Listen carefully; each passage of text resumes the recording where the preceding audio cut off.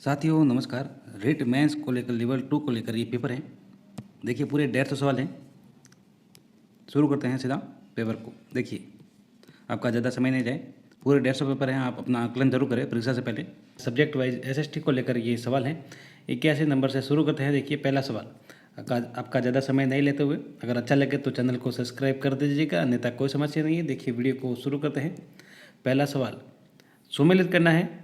तो देखिए उपाधियों का निषेध या उपाधियों का अंत कौन से अनुच्छेद में है बताएं।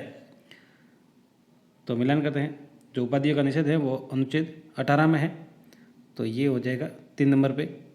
फिर धार्मिक मामलों के प्रबंधन की स्वतंत्रता ये किस में है, तो ये 26 के अंदर है। फिर अल्पसंख्यकों के भाषा का संरक्षण तो ये किस में है, तो ये 29 में है। और शिक्षा का अधिकार तो ये 21 क में है। तो देखिए सम्मिलित करते हैं। 3 4 1 2 3 4 1 2, तो ये 4 नंबर इसका राइट आंसर हो जाएगा। इसका आगे का सवाल देखेंगे।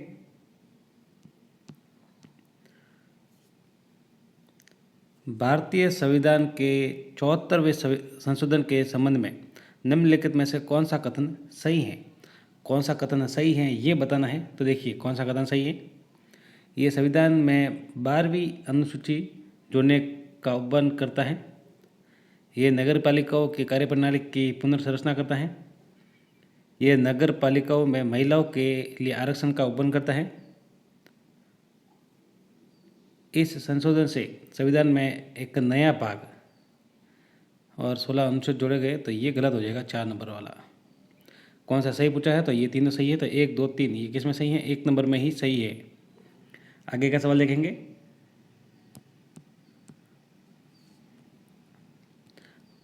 भारतीय संविधान में निम्नलिखित में से किस कर्तव्य को मौलिक कर्तव्यों के रूप में निर्धारित किया गया है। किस कर्तव्य को मौलिक कर्तव्यों के रूप में निर्धारित किया गया है, तो देखिए किस कर्तव्य को किया गया है। देश की हितों की रक्षा करना मौलिक कर्तव्य। आयकर अदा करना ये नहीं होगा। फिर हमारी सामाजिक संस्कृति की गौरवशाली परंपरा का परीक्षण और सार्वजनिक संपत्ति की सुरक्षा करना। तो 1 3 4 किस में है, 4 नंबर में ये सही है। इन कर्तव्यों को मौलिक कर्तव्य के रूप में निर्धारित किया गया है। इसके अलावा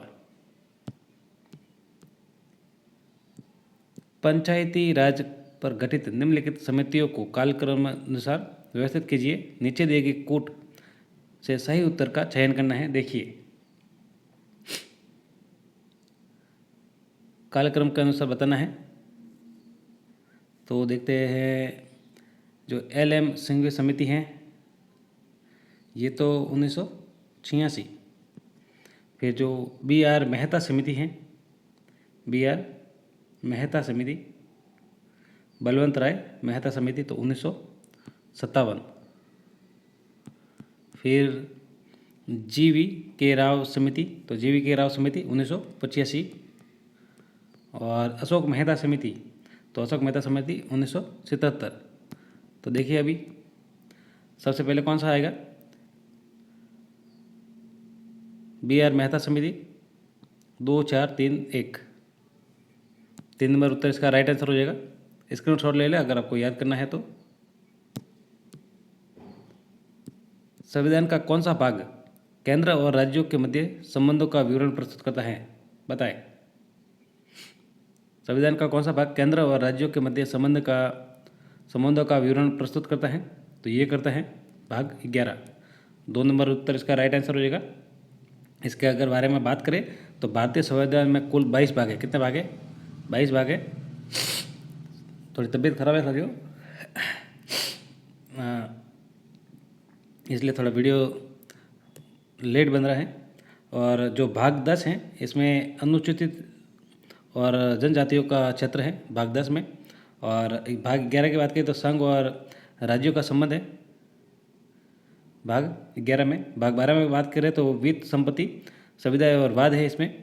और भाग 13 की बात की जाए तो भारत के राज्य क्षेत्र के भीतर व्यापार, वाणिज्य और समागम है। इनको लेकर सीधा सवाल आता है, सीधा पूछा जाता है कि संघ और राज्य का संबंध। तो भाग 11 में वीज संपत्ति और सुविधा विवाद, तो ये भाग 12 में ऐसे करके सवाल आते हैं। आगे देखेंगे, आप साथ साथ उत्तर देते रहे। निम्नलिखित में से कौन सा भारतीय संविधान की प्रस्तावना का सही क्रमबद्ध वर्णन है? निम्नलिखित में से कौन सा भारतीय संविधान की प्रस्तावना का सही क्रमबद्ध वर्णन है? तो देखिए, सबसे पहले संप्रभु, तो सब में संप्रभु है। फिर आएगा समाजवादी, तो 1 नंबर इसका राइट आंसर हो जाएगा। पंथ निरपेक्ष, लोकतांत्रिक और गणराज्य। आगे देखेंगे, संसद की संयुक्त बैठक की अध्यक्षता कौन करेगा? बार बार सवाल पूछा गया ये परीक्षा में। संसद की संयुक्त बैठक की अध्यक्षता कौन करेगा? भारत का राष्ट्रपति, लोकसभा अध्यक्ष, राज्यसभा अध्यक्ष, उपयुक्त में से कोई नहीं, बताए। तो ये करेगा लोकसभा अध्यक्ष। संसद की संयुक्त बैठक की अध्यक्षता लोकसभा अध्यक्ष करेगा। 2 नंबर उत्तर इसका राइट आंसर हो जाएगा। इस सवाल के बारे में बात करें 86 नंबर के, तो देखिए, भारतीय संविधान की प्रस्तावना में 42वें संविधान संशोधन 1976 के द्वारा समाजवादी और धर्मनिरपेक्ष शब्द जोड़े गए हैं। याद रखेंगे, समाजवादी और जो धर्मनिरपेक्ष शब्द है वो 42वें संविधान संशोधन के तहत जोड़े गए हैं। राष्ट्रपति द्वारा अध्यादेश से संसद के सत्र प्रारंभ होने के कितने सप्ताह तक लागू रह सकता है?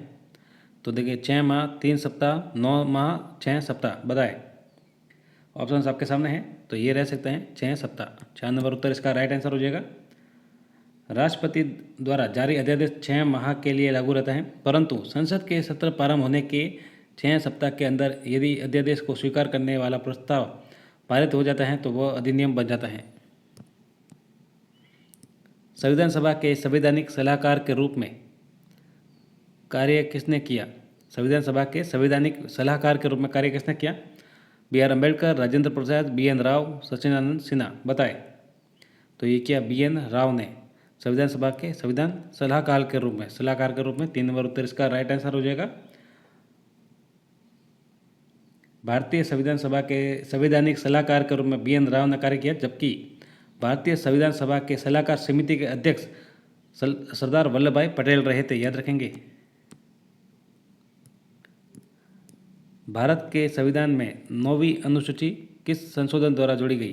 भारतीय संविधान के 9वीं अनुसूची किस संशोधन द्वारा जोड़ी गई? 14वां संविधान संशोधन, 93वां प्रथम संविधान संशोधन या 52वां संविधान संशोधन, बताए। तो ये था प्रथम संविधान संशोधन के तहत 9वीं अनुसूची को जोड़ा गया है। इसके बारे में अगर बात करें तो ये 1951 में जोड़ी गई थी और इस अनुसूची में भूमि संबंधी कानूनों का प्रावधान किया गया था और मूल संविधान में कुल 8 अनुसूची ही शामिल थी। याद रखेंगे। सर्वोच्च न्यायालय के न्यायाधीश पद पर नियुक्ति के पात्र बनने के लिए किसी न्यायाधीश को उच्च न्यायालय के न्यायाधीश के रूप में कितने वर्षों की सेवा आवश्यक होती है? बताए। सर्वोच्च न्यायालय के न्यायाधीश पद पर नियुक्ति के पात्र बनने के लिए किसी न्यायाधीश को उच्च न्यायालय के न्यायाधीश के रूप में कितने वर्षों की सेवा की आवश्यकता होती है? 10 वर्ष, 5 वर्ष, 15 वर्ष, 18 वर्ष। इंपॉर्टेंट सवाल है, परीक्षा में बार बार पूछा जाता है, तो ये 5 वर्ष है, याद रखिएगा। और सर्वोच्च न्यायालय के न्यायाधीश की नियुक्ति भारत के राष्ट्रपति द्वारा उच्चतम न्यायालय के परामर्श अनुसार की जाती है। आगे देखेंगे। निम्नलिखित में से असुमेलित को देखना है। असुमेलित कौन सा है? तो देखते हैं असुमेलित कौन सा है। अंतर्राष्ट्रीय विधि के प्रति आदर बढ़ाना अनुच्छेद 51 का ग के अंतर्गत है। अंतर्राष्ट्रीय विधि के प्रति आदर बढ़ाना सही है। आगे देखेंगे। प्राणियों के प्रति दया भाव रखना अनुच्छेद 51 क श।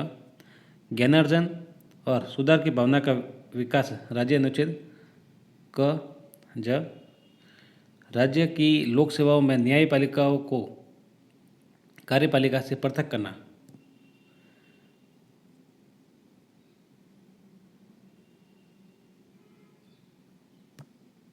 ये अनुच्छेद 50 में है, ना कि 49 में है। तो 4 नंबर जो असुमेलित है। आगे देखेंगे। राज्यसभा के संदर्भ में निम्नलिखित कथनों में से कौन सा कथन असत्य है? असत्य कथन को देखना है। तो देखिए कौन सा असत्य कथन है। राज्यसभा की पहली बैठक 13 मई 1952 को हुई थी, तो ये सही है। सीधा सवाल पूछा जाता है परीक्षाओं में, ये भी याद रखें। जो राज्यसभा की पहली बैठक हुई थी वो 13 मई 1952 को हुई थी, तो ये सही है। दूसरा सवाल, दूसरा देखिए ऑप्शंस। राज्यसभा के सदस्यों का कार्यकाल 5 वर्ष की अवधि तक होता है, तो ये गलत हो जाएगा। असत्य कथन के बारे में पूछा था, क्योंकि ये 6 वर्षों तक होता है। राज्यसभा के सदस्यों का कार्यकाल 6 वर्षों तक होता है, तो 2 नंबर असत्य कथन हो जाएगा। आगे देखिए, राज्यसभा भारत की संसद का ऊपरी सदन है, तो ये भी सही है। भारत के उपराष्ट्रपति राज्यसभा के पदेन चेयरमैन होते हैं, तो ये भी सही है। तो 2 नंबर उत्तर इसका राइट आंसर हो जाएगा। आगे देखेंगे, तारांकित प्रश्नों के संबंध में असत्य कथन देखना है। तारांकित प्रश्नों के संदर्भ में असत्य कथन देखना है, तो देखिए, ये लिखित प्रश्न होते हैं, नहीं, ये होते हैं मौखिक होते हैं, तो 1 नंबर असत्य हो जाएगा। आगे देखेंगे, एक दिन में अधिकतम 20 प्रश्न लोकसभा में पूछे जा सकते हैं। ये प्रश्न 10 दिन की पूर्व सूचना पर पूछे जाते हैं। ये एक प्रश्न पर 2 पूरक प्रश्न पूछे जा सकते हैं, तो ये सभी सही है। ये मौखिक प्रश्न होते हैं, ना कि लिखित, तो 1 नंबर हो जाएगा। धन विधेयक पेश किया जा सकता है। इंपॉर्टेंट सवाल बार बार परीक्षा में पूछा जाता है। धन विधेयक पेश किया जाता है केवल लोकसभा में, केवल राज्यसभा में, लोकसभा व राज्यसभा दोनों में, लोकसभा व राज्यसभा दोनों में, संयुक्त सत्र में, बताएं। तो ये कहता है केवल लोकसभा में, याद रखिएगा। 55 का 1 नंबर उत्तर इसका राइट आंसर हो जाएगा। धन विधेयक केवल लोकसभा में प्रस्तुत किया जाता है। इसके बारे में अगर बात करें तो संविधान की अनुच्छेद 109(1) में धन विधेयक राज्यसभा के पुनः स्थापित नहीं किया जाएगा, अर्थात धन विधेयक केवल लोकसभा में पेश किया जाएगा, याद रखेंगे। आगे देखेंगे, भारतीय संविधान की प्रकृति क्या है? संघीय, एकात्मक, संसदीय। प्रकृति में संघीय, किंतु भावना में एकात्मक। बार बार परीक्षा में पूछा गया सवाल, इंपॉर्टेंट, अभी वापस पूछा जा सकता है, बताएं। तो भारतीय संविधान की जो प्रकृति है वो है प्रकृति में संघीय, किंतु भावना में एकात्मक। 4 नंबर उत्तर इसका राइट आंसर हो जाएगा। जो संविधान को मुख्यतः 2 वर्गों में विभाजित किया जाए, तो एक संघात्मक और दूसरा एकात्मक। आगे देखेंगे, निम्नलिखित में से कौन कैबिनेट मिशन के सदस्य नहीं थे? कैबिनेट मिशन के सदस्य नहीं थे। इंपॉर्टेंट सवाल, परीक्षा में पूछने लायक सवाल, बताए। ऐसे ही सवाल पूछे जाते हैं परीक्षा में। कौन नहीं थे? तो देखिए, पैथिक लॉरेंस थे, स्टेफर्ड क्रिप्स थे, और A.V. अलेक्जेंडर भी थे। 2 नंबर ये नहीं थे। इसके बारे में अगर बात करें तो 24 मार्च 1946 को, कब? 24 मार्च 1946 को कैबिनेट शिष्टमंडल भारत आया था, जिसमें 3 सदस्य थे। ये भी पूछा जा सकता है कितने सदस्य थे, तो ये 3 सदस्य थे, याद रखेंगे। तीनों के नाम आप देख लीजिए। जिसमें ये पैथिक लॉरेंस है वो राज्य सचिव थे, और स्टेफर्ड क्रिप्स थे जो व्यापार बोर्ड के प्रधान थे, और A.V. अलेक्जेंडर थे वो नौसेना विभाग के थे। आगे का सवाल देखिए, निम्नलिखित में से केंद्र राज्य संबंधों के अध्ययन के लिए कौन सी समिति बनाई गई थी? केंद्र राज्य संबंधों के अध्ययन के लिए कौन सी समिति बनाई गई, बताएं।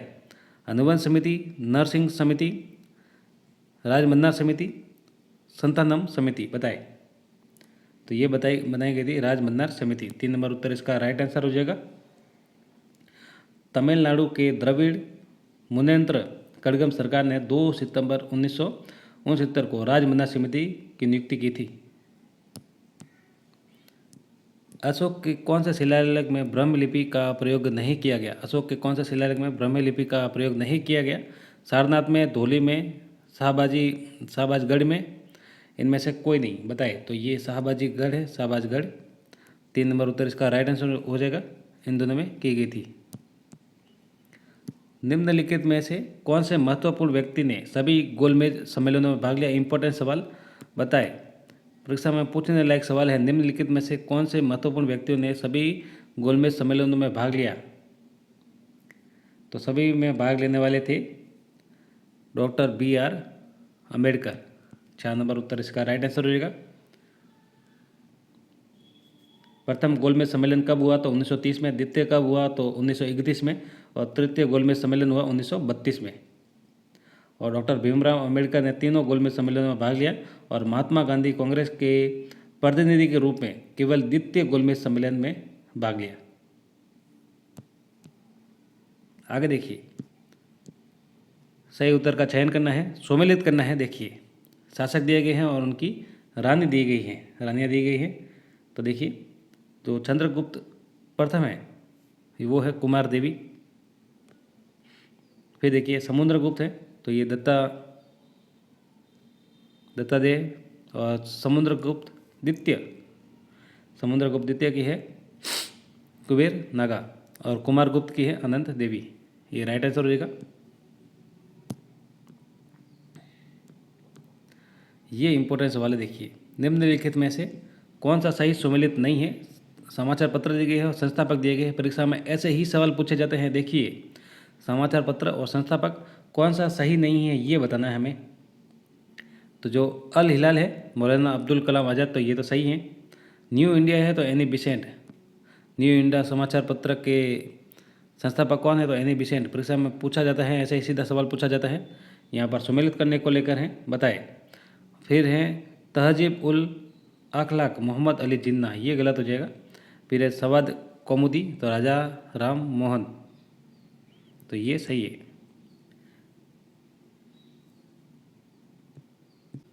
अगर साथियों इसमें बात करें तो तहजीब उल अखलाक के संस्थापक कौन है, अगर ये पूछा जाए तो सर सैयद अहमद खान है। ये उर्दू भाषा में 1871 से 1897 के बीच लिखा गया था। मोहम्मद अली जिन्ना नहीं है, सर सैयद अहमद खान है। आगे देखिए, विलय का सिद्धांत के तहत निम्नलिखित राज्यों के विलय पर विचार कीजिए जिन्हें काल क्रम अनुसार व्यवस्थित करना है। जो विलय किया गया था उनके काल क्रम अनुसार व्यवस्थित करना है। देखिए, सबसे पहले विलय किसका हुआ था। पहले तो देखिए, जो लॉर्ड डलहौजी थे 1848 से 56 के व्यक्तिगत सिद्धांतों के अंतर्गत विलय किए गए ये प्रवेश है, जिसमें सतारा को किया गया था 1848 में। कब? 1848 में। फिर जैतपुर और संबलपुर फिर किया गया था। बघाट को किया गया था, और बघाट को किया था 1850 में। फिर किया गया था झांसी को, तो झांसी को किया गया था 1853 में। और उदयपुर, ये उदयपुर, तो इसको किया गया था 1852 में।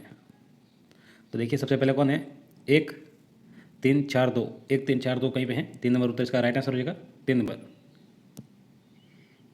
और अवध जेम्स आउटरम की रिपोर्ट के आधार पर लॉर्ड डलहौजी के अवध के नवाब वाजिद अली शाह पर कुशासन का आरोप लगाकर, तो पूछा जाता है किस राज्य का विलय, कुशासन का आरोप लगाकर इसका विलय किया गया था, तो अवध है। कब किया गया था? 13 फरवरी 1856 को अवध का अंग्रेजी राज्य में विलय कर लिया था। आगे देखिए, सम्मिलित करना है, नीचे दिए गए सही उत्तर देखना है। एक तरफ दर्शन दिए गए हैं, दूसरी तरफ मोक्ष प्राप्त करने के तरीके दिए गए हैं। तो देखिए, सम्मिलित करते हैं। जो न्याय दर्शन है, तो न्याय दर्शन का नीचे है 3 नंबर पे है तार्किक चिंतन। फिर है मीमांस दर्शन, तो मीमांस दर्शन का है वैदिक अनुष्ठान करना। और फिर है सांख्य दर्शन, तो सांख्य दर्शन का है वास्तविक ज्ञान का अभिग्रहण। और वेदांत दर्शन का है आत्मज्ञान।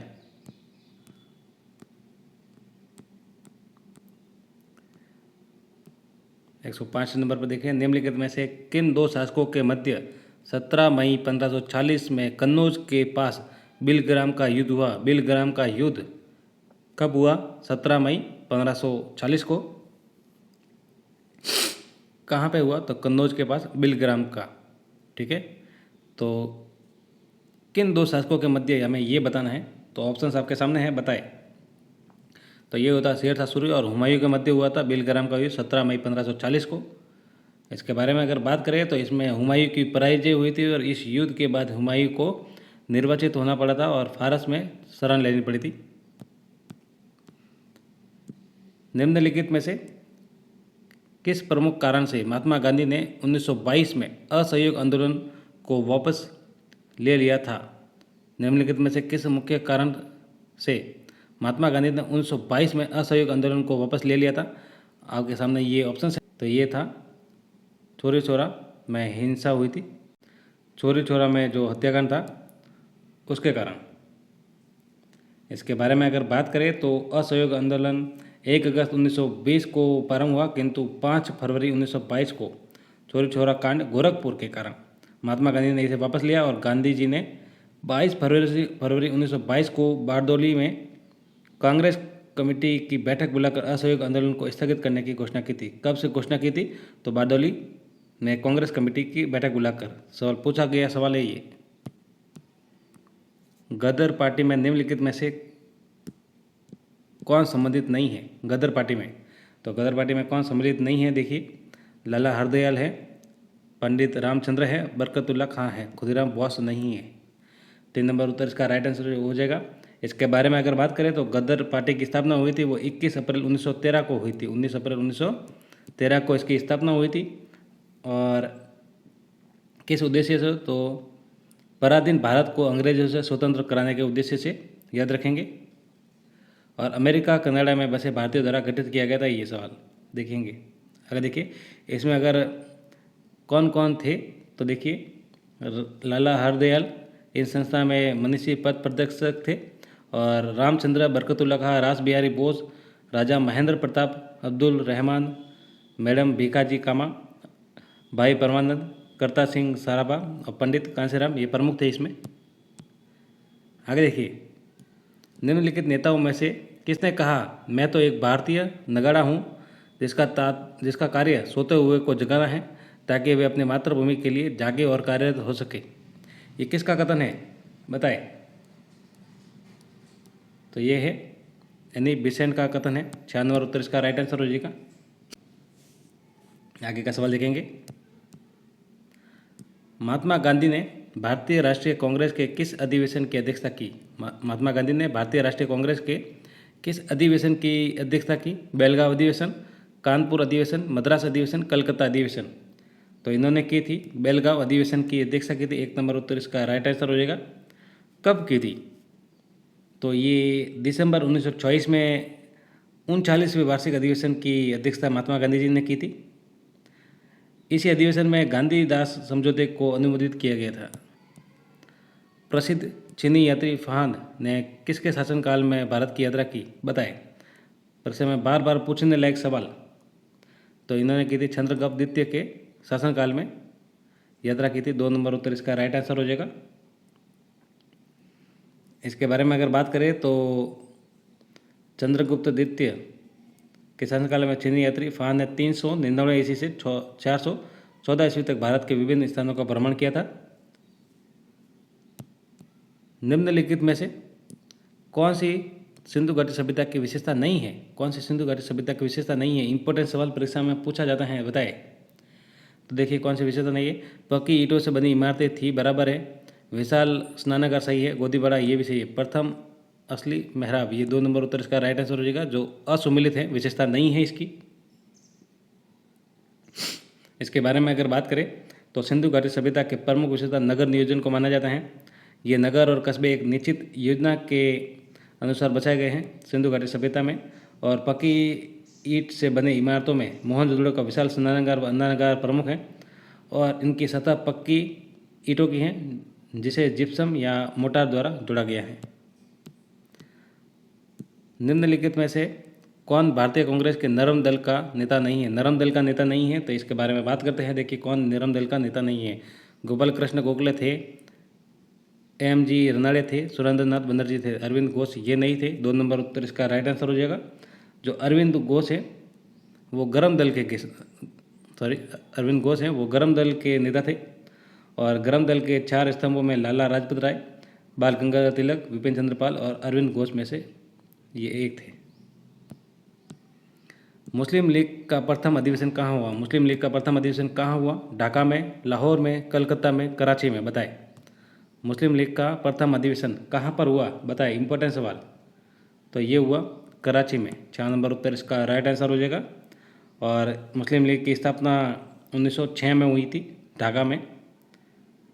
आगे देखेंगे।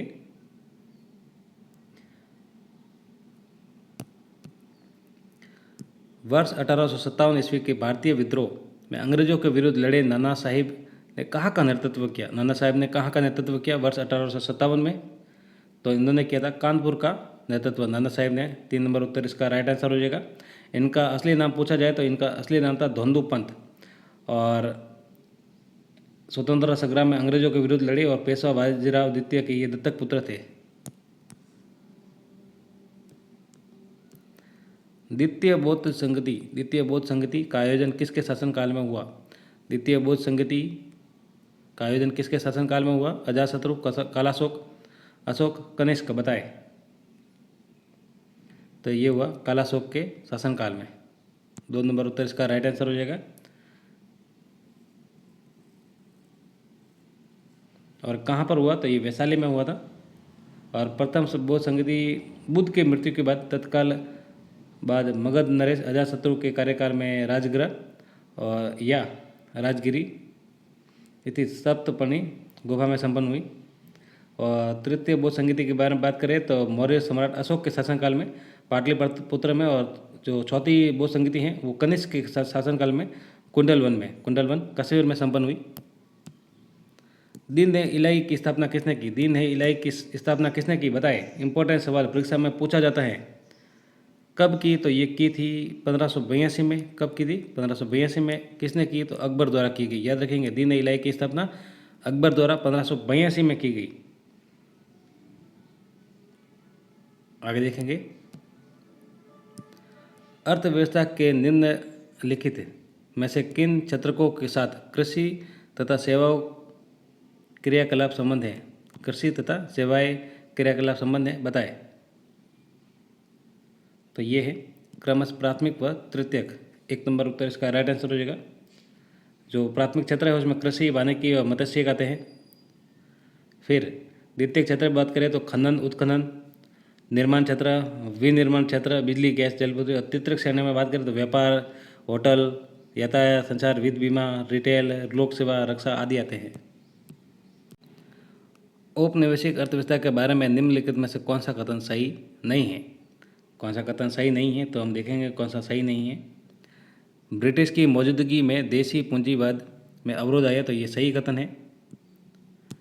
अबंधितता से देशी पूंजीवाद को सक्रिय रूप से बढ़ावा मिला, तो ये गलत है। पूंजी भारत में श्वेत सामूहिक एकाधिकार, वाइट कलेक्टिव मोनोपोली सबसे पहले आया था और सर्वाधिक सदृढ़ बना रहा, ये भी सही है। रेलवे के निर्माण से पहले बॉम्बे के भीतरी प्रदेश में प्रवेश करना कठिन था, तो ये भी सही है। आगे देखिए, भारत में गरीबी का स्तर स्थापित होता है। गरीबी का जो स्तर है स्थापित होता है, तो देखिए ऑप्शन आपके सामने हैं। तो घरेलू उपभोक्ता व्यय से। 3 नंबर उत्तर इसका राइट आंसर हो जाएगा। भारत में गरीबी अनुमानों का आधार परिवार का उपभोग व्यय है। आगे देखिए, इनमें से कौन सा भारत में कृषि विपणन के मुख्य दोषों में से एक नहीं है? कौन सा एक कृषि विपणन के मुख्य दोषों में से एक नहीं है? तो बताइए। ऑप्शंस आपके सामने हैं। तो भंडारण सुविधा की कमी है, मार्केट इंटेलिजेंस की कमी है, परिवहन की कमी है, अनुकूल मंडी। ये कैसे हो सकता है? 3 नंबर उत्तर इसका राइट आंसर हो जाएगा। आगे देखिए, इसके अगर बारे में बात करें तो देखिए भंडारण की सुविधा की कमी से ये भारतीय कृषि विपणन का प्रमुख दोष हो सकता है। फिर देखिए परिवहन की कमी से हो सकता है, मार्केट इंटेलिजेंस की कमी से कृषि विपणन में दोष हो सकते हैं, लेकिन अनुकूल मंडी ये तो लाभकारी हैं इसके लिए। किस वर्ष भारत में बैंकों का राष्ट्रीयकरण किया गया? परीक्षा में पूछने लायक सवाल, बताए किस वर्ष भारत में बैंकों का राष्ट्रीयकरण किया गया? तो ये किया गया 1969 को किया गया। 4 नंबर उत्तर इसका राइट आंसर हो जाएगा। और 19 जुलाई 1969 को 14 बैंकों का राष्ट्रीयकरण हुआ। कितना? 14 बैंकों का राष्ट्रीयकरण हुआ है। और इन बैंकों पर अधिकतर बड़े औद्योगिक घरानों का कब्जा था। वैश्वीकरण में सम्मिलित नहीं है। वैश्वीकरण में सम्मिलित नहीं है, तो देखिए कौन कौन से सम्मिलित हैं, हम ये देखते हैं। देखिए, आयात शुल्क में कमी, आयात लाइसेंसिंग का उन्मूलन, प्रत्येक विदेशी निवेश का उन्मुक्त प्रवाह, सार्वजनिक क्षेत्र की एक्टिविटी का विनिवेश, तो 6 नंबर जो है वो सम्मिलित नहीं है। आगे देखिए,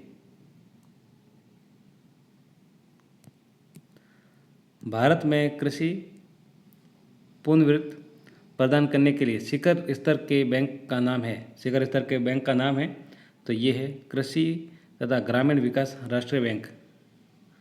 2 नंबर उत्तर इसका राइट आंसर हो जाएगा। ये नाबार्ड है, भारत में कृषि क्षेत्र में वित्त प्रदान करने के लिए सर्वोच्च संस्था है। इसकी स्थापना को लेकर अक्सर सवाल पूछा जाता है, तो ये 12 जुलाई 1982 को 12 जुलाई 1982 को इसकी स्थापना हुई। इसका मुख्यालय कहाँ है, तो ये मुंबई में है, नाबार्ड का मुख्यालय। भारत में राष्ट्रीय आय की गणना में से एक समस्या है, भारत में राष्ट्रीय आय की गणना में से एक समस्या है, बताएं। तो अल्प रोजगार, मुद्रास्फीति, बचत का निम्न स्तर, असंगठित क्षेत्र, ये 4 नंबर उत्तर इसका राइट आंसर हो जाएगा। असंगठित क्षेत्र एक बाधा है। उपभोक्ता संरक्षण अधिनियम, उपभोक्ता संरक्षण अधिनियम 1986 के अंतर्गत उपभोक्ता को निम्नलिखित में से कौन सा अधिकार दिए गए हैं, कौन कौन से अधिकार दिए गए हैं, ये पूछा गया है, बताएं। अंतर्गत उपभोक्ता को निम्नलिखित में से कौन सा अधिकार दिया गया? सूचित या जानकार होने का अधिकार, चयन का अधिकार, प्रतिनिधित्व करने का अधिकार, निवारण का अधिकार, बताएं। तो उपभोक्ता को ये चारों ही अधिकार दिए गए हैं, जानकारी प्राप्त होने का, चयन का अधिकार, प्रतिनिधित्व का अधिकार, निवारण का अधिकार। आगे देखेंगे,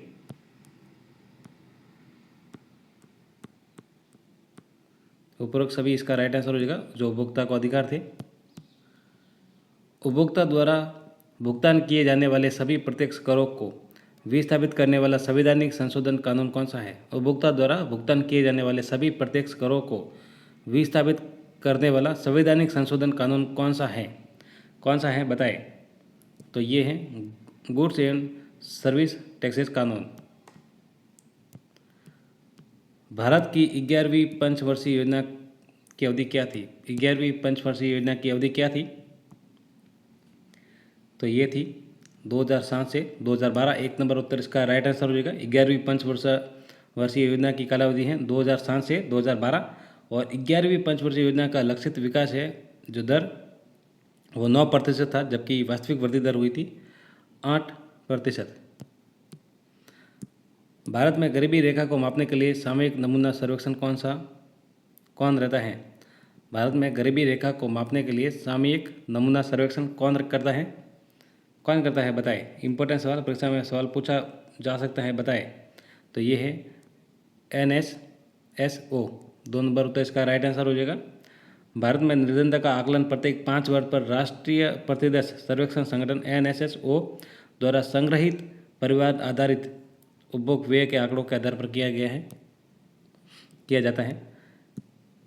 विश्व में सर्वोच्च ज्वार आते हैं, बताएं। तो ये फंडी की खाड़ी। 3 नंबर उत्तर इसका राइट आंसर हो जाएगा। दुनिया में सर्वोच्च ज्वार कनाडा के नोवा स्कोटिया में फंडी की खाड़ी में आते हैं और समुद्री जल स्तर के ऊपर उठने को ज्वार तथा नीचे गिरने को भाटा की संज्ञा दी जाती है। परीक्षा में पूछा जाता है सवाल। मानसून वनों को नाम से जाना जाता है, मानसून वनों को किस नाम से जाना जाता है, बताएं। तो इनको जाना जाता है उष्णकटिबंधीय पर्णपाती वन, मानसून वन। 1 नंबर उत्तर इसका राइट आंसर। परीक्षा में बार बार सवाल पूछा गया है, एक बार वापस पढ़ लीजिए। मानसून वनों को जाना जाता है तो उष्णकटिबंधीय पर्णपाती वन, याद रखेंगे।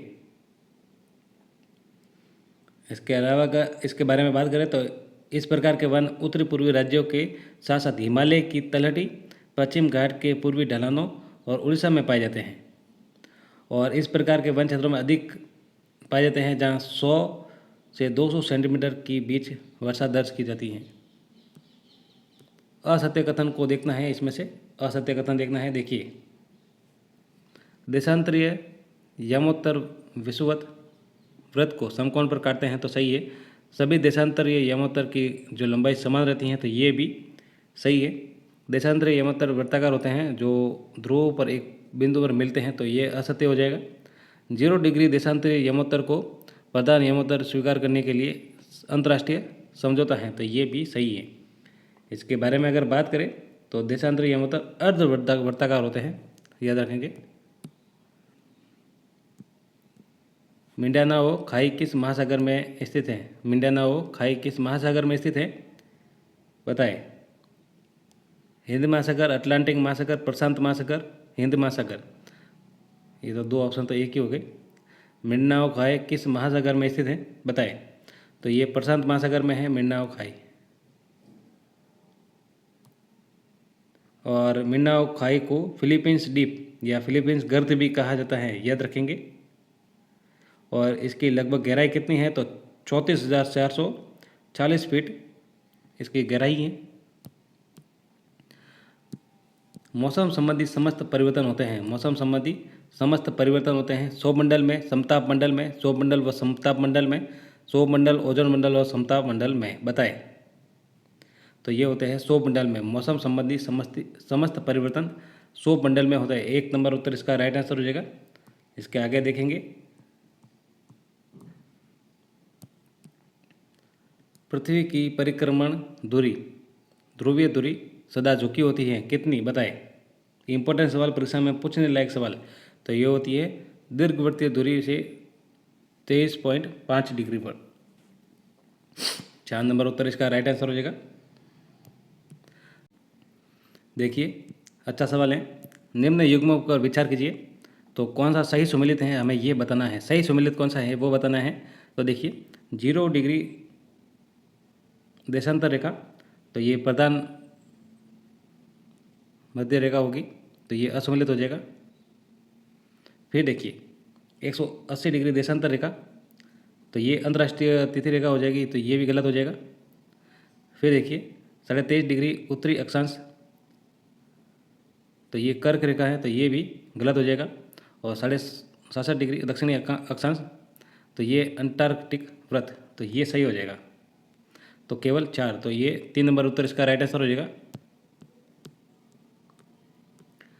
निम्नलिखित में से किस पवन को बर्फ भक्षक कहा जाता है? बर्फ भक्षक किस पवन को कहा जाता है? बताएं। तो ये कहा जाता है चिनूक हवा को बर्फ भक्षक हवा कहा जाता है, क्योंकि चिनूक पवनें सर्दियों में रॉकी पर्वत की पूर्वी ढलानों पर अमेरिका और कनाडा में अनुभव की जाती है, और ये इतनी शुष्क होती हैं कि इन्हें बर्फ भक्षक भी कहा जाता है। ये अक्सर स्थानीय लोगों के लिए माइग्रेन के सिर दर्द का कारण बनती हैं। आगे देखिए, नगर दिए गए हैं, उद्योग दिए गए हैं, इनको सुमेलित करना है। बताएं। देखिए, सुमेलित करते हैं। नगर और उद्योग दिए गए हैं। तो डेट्रायट जो यूएस है वो ऑटोमोबाइल। फिर देखिए, पिट्सबर्ग यूएस है, ये है लोहा एवं इस्पात। हैम्सबर्ग जर्मनी है, तो ये पोत निर्माण। और ओसाका जापान है, सूती वस्त्र। ये सही हो जाएगा। आगे देखिए, जब सूर्य, चंद्रमा और पृथ्वी एक सरल रेखा में, तो ज्वार होगा। ज्वार कैसा होगा? बताएं। तब होगा दीर्घ ज्वार होगा। जब सूर्य, चंद्रमा और पृथ्वी एक सरल रेखा में होगा तब दीर्घ ज्वार होगा। और पूर्णिमा तथा अमावस्या के दिन आता है ये।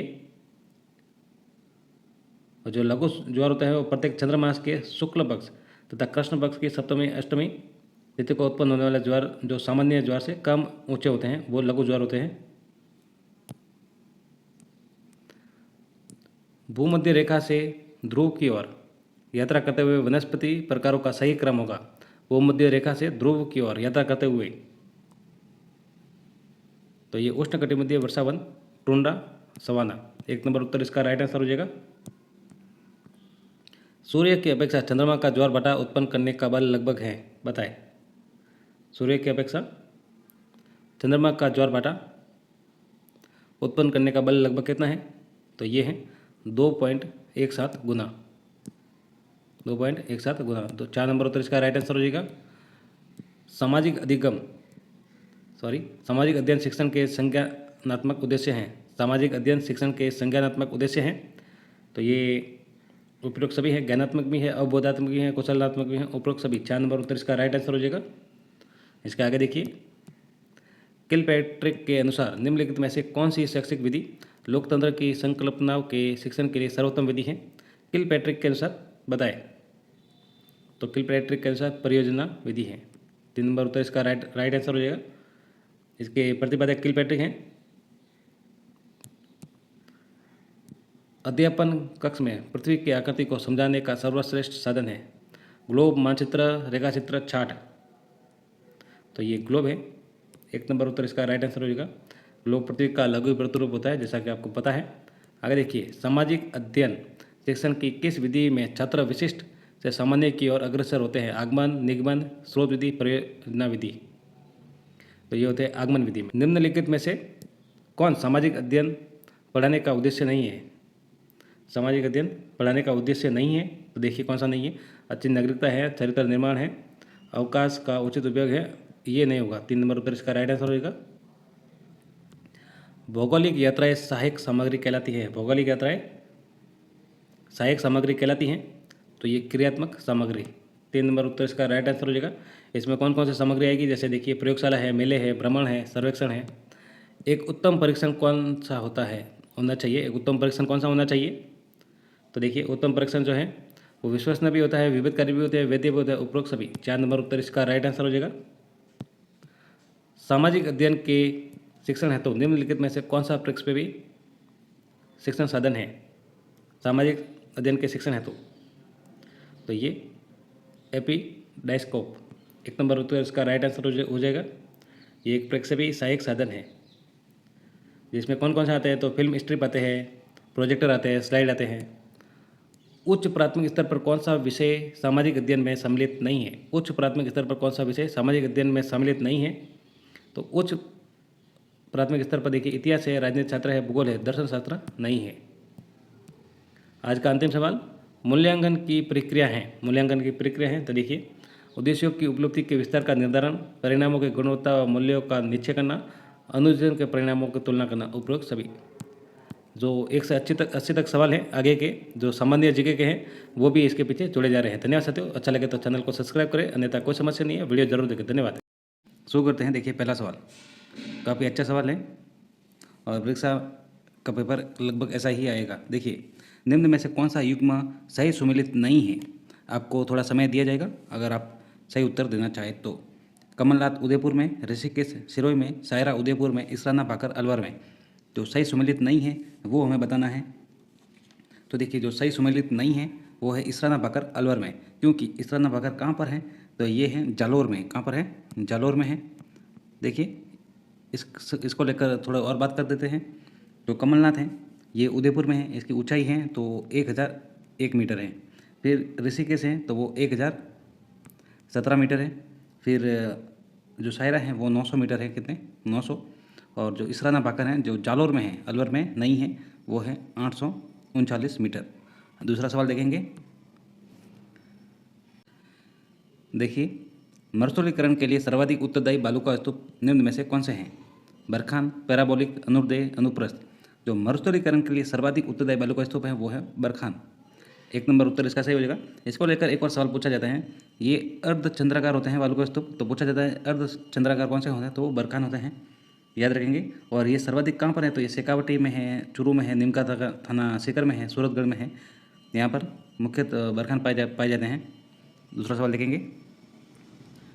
राजस्थान के किस जिले में 21 जून को सूर्य की किरणें सीधी पड़ती हैं? राजस्थान के किस जिले में 21 जून को सूर्य की किरणें जो सीधी पड़ती हैं? श्रीगंगानगर, धौलपुर, बांसवाड़ा, सिरोही। बताएं। तो जो 21 जून को सूर्य की किरणें सीधी पड़ती हैं वो पड़ती हैं बांसवाड़ा में। तो 3 नंबर उत्तर इसका राइट आंसर हो जाएगा।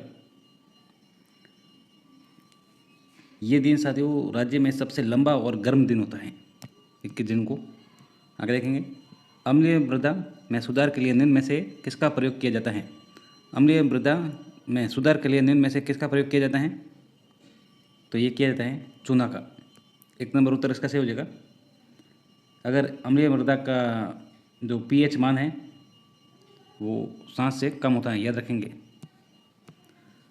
70वीं वन रिपोर्ट 2021 के अनुसार राजस्थान के कुल वनावरण में सर्वाधिक वनावरण वाले जिले क्रमशः हैं। तो 70वीं वन रिपोर्ट है 2021 के अनुसार राजस्थान के कुल वनावरण में सर्वाधिक वनावरण वाले जिले, तो सर्वाधिक कौन कौन से हैं? तो देखिए, ऑप्शन आपके सामने हैं। उदयपुर, चित्तौड़गढ़, अलवर, उदयपुर, अलवर, प्रतापगढ़, अलवर, उदयपुर, प्रतापगढ़, अलवर, प्रतापगढ़, उदयपुर। तो ये है उदयपुर, अलवर, प्रतापगढ़, याद रखेंगे। आगे देखिए, राजस्थान के कुल वन क्षेत्र के कितने प्रतिशत भाग पर उष्णकटिबंधीय शुष्क पर्णपाती वन पाए जाते हैं। राजस्थान के कुल वन क्षेत्र के कितने प्रतिशत भाग पर उष्णकटिबंधीय शुष्क पर्णपाती वन पाए जाते हैं? तो ऑप्शन आपके सामने हैं, बताए। तो ये पाए जाते हैं 58.11% पर उष्णकटिबंधीय शुष्क पर्णपाती वन पाए जाते हैं। 3 नंबर उत्तर इसका सही हो जाएगा। सत्य, अगर आप उत्तर देना चाहें तो एक बार वीडियो को पॉज कर दें, क्योंकि अगर हम ऑप्शंस बोलेंगे तो उसमें ज़्यादा समय चला जाएगा। इसके आगे बात करें तो अगर ये जो पतझड़ वन या उष्णकटिबंधीय शुष्क पर्णपाती वन है, राज्य के दक्षिणी एवं दक्षिणी पूर्वी भाग में अरावली पर्वतमाला के ढालों पर पाए जाते हैं, याद रखेंगे। जयसमंद झील के संदर्भ में निम्न में से कौन सा कथन असत्य है? असत्य कथन को देखना है जयसमंद झील के बारे में। तो इस झील का निर्माण महाराणा जगत सिंह प्रथम ने करवाया नहीं, जगत सिंह प्रथम ने नहीं कराया। तो इनका जो निर्माण है वो मेवाड़ के महाराणा जय सिंह ने करवाया था। इसके आगे देखिए, ये राजस्थान की दूसरी सबसे बड़ी कृत्रिम झील है। क्या ये दूसरी सबसे बड़ी कृत्रिम झील है? नहीं, ये राजस्थान की सबसे बड़ी कृत्रिम मीठे पानी की झील है। राजस्थान की सबसे बड़ी है, दूसरी नहीं है ये, तो ये भी गलत हो जाएगा। इस झील पर 9 टापू बने हैं, जिसमें सबसे बड़ा टापू प्यारी है। नहीं, जो सबसे बड़ा टापू है वो बाबा का भांगड़ा है और सबसे जो छोटा है वो है प्यारी। तो ये तीनों ही कथन असत्य है। तो ये ABC 3 नंबर उत्तर इसका सही हो जाएगा। कोठारी नदी का उद्गम स्थल है, कोठारी नदी का उद्गम स्थल है, बताए। अच्छा सवाल है। तो कोठारी नदी का उद्गम है वो दिवेर की पहाड़ियाँ हैं, 2 नंबर उत्तर इसका सही हो जाएगा।